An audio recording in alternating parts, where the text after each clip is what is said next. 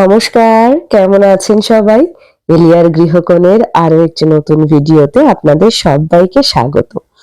আজ শেয়ার করব শীতের সবজি দিয়ে একটা পাঁচমিশালি চচ্চড়ি।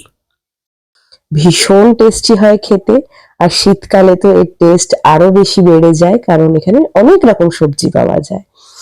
তো আমি কপির ডাঁটাটাকে কিন্তু আগে থেকে সেদ্ধ করে রেখেছি, সেটা আপনাদের সাথে শেয়ার করলাম।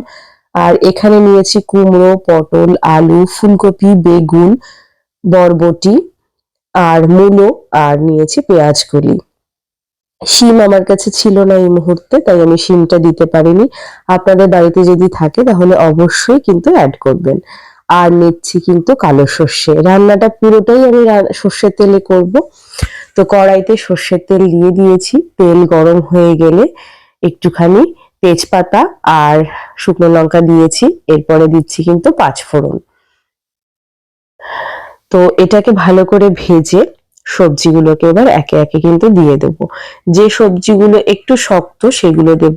আমি আরেকটু করেছি, এখানে আমি কিন্তু ওলকপিও দিয়েছি, সেটাকে বলতে আমি ভুলে গেছিলাম।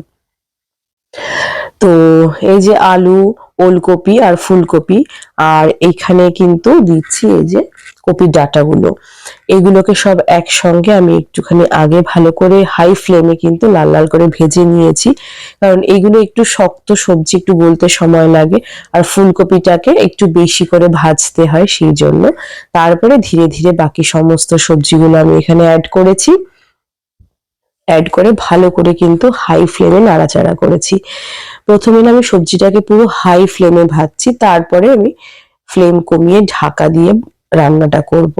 আর এটাতে আমি কোনো রকম কোনো আলাদা জল ইউজ করব না। সবজিটা গলে যে জলটা আসবে সেইটা দিয়েই পুরো সবজিটা কিন্তু সেদ্ধ হবে।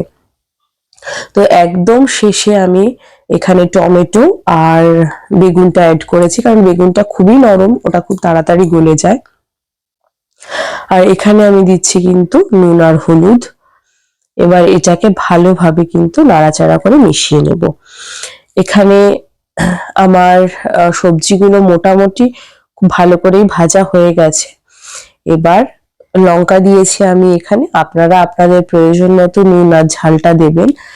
এখন এই পর্যায়ে আমি কিন্তু গ্যাসের ফ্লেমটা বন্ধ করে ঢাকা দিয়ে রেখে দিয়েছি প্রায় 5 মিনিট।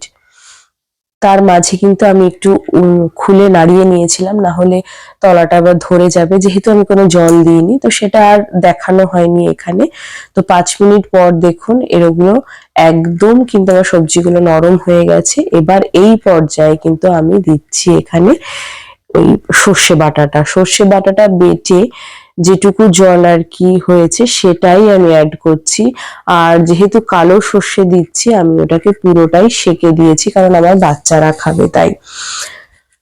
তো সেকে যে জলটা বেরিয়েছে শুধুমাত্র সেই জলটাই আমি এখানে ইউজ করছি, আর কিন্তু এক্সট্রা কোনো রকম জল দিইনি। খুব নামমাত্র একটু চিনি, এটা একদম অপশনাল, আপনারা চাইলে দিতেও পারেন, না চাইলে না দিতে পারেন। সবজিগুলো একদম গলে গেছে, তাও মূলোটা দেখলাম একটু শক্ত রয়েছে, মূলো আর ওলকপিটা, তাই আমি আর একবার একটু ঢাকা দিয়ে দিলাম। এবার দেখুন যে জলটা ছিল সেটাও একদম টেনে গেছে, আর একটু দেখলাম নুনের প্রয়োজন, তাই একটু নুন দিলাম। নুন লঙ্কাটা একদম অপশনাল, আপনারা আপনাদের প্রয়োজন মতো দেবেন। আমি কিন্তু এই পর্যায়ে দিয়েছি অল্প একটু গরম মশলা, আর এটা একদম এরকম মাখা মাখা হবে। গরম মশলাটা দিয়ে আমি কিন্তু ভালো করে এটাকে মিশিয়ে নিচ্ছি। রান্না কিন্তু প্রায় কমপ্লিট হয়ে গেছে, সবজিগুলো সুন্দর গলে গেছে। আর এই রান্নাটা একবার ট্রাই করবেন যদি আপনারা না করে থাকেন এখনো পর্যন্ত। গরম ভাতের সাথে অসাধারণ লাগে খেতে। আর শেষে একটুখানি দিচ্ছি কিন্তু ধনেপাতাটা। তো আমার রান্না একদম রেডি, মানে কপির ডাঁটা দিয়ে নিরামিষ একদম রেডি হয়ে গেছে। আমি জাস্ট এটাকে তুলে নিচ্ছি, গরম ভাতের সাথে ভীষণ ভালো লাগে। আর শীতে যেহেতু অনেক সবজি পাওয়া যায় সেই জন্য না এর টেস্টটা আরো বেশি বেড়ে যায়। তো শীতের সবজি দিয়ে নিরামিষ চচ্চড়ি ইজ রেডি টু সার্ভ। তো আজ এই অবধি, আবার দেখা হবে অন্য কোনো দিন অন্য কোনো ভিডিওতে। আপনারা সবাই ভালো থাকবেন, সুস্থ থাকবেন।